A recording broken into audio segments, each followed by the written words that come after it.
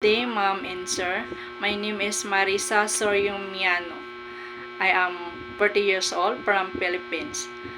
I am single parent and I have one daughter and she is 7 years old. I am the eldest child in the family and I have 2 sisters and 4 brothers. I am Roman Catholic and also graduate high school. I have experience and almost 10 years here in the Philippines as a domestic helper. My employer is 5 mom and sir and 3 children, 8, 6, and 1 year old. My duties are taking care of the special child and pick up the child in school and also do cooking, cleaning the house, washing the clothes, ironing, and marketing.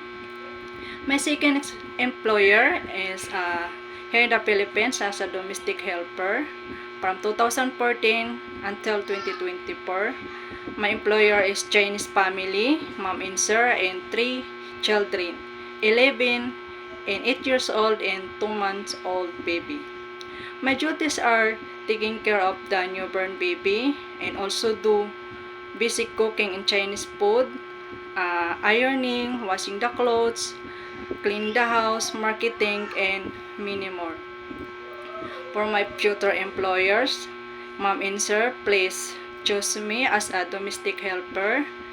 And I promise I will do my duties and my responsibilities. And I'm kind, loyal, and honest. And I promise I'm willing to finish my 2 years contract. Thank you, ma'am and sir, and God bless.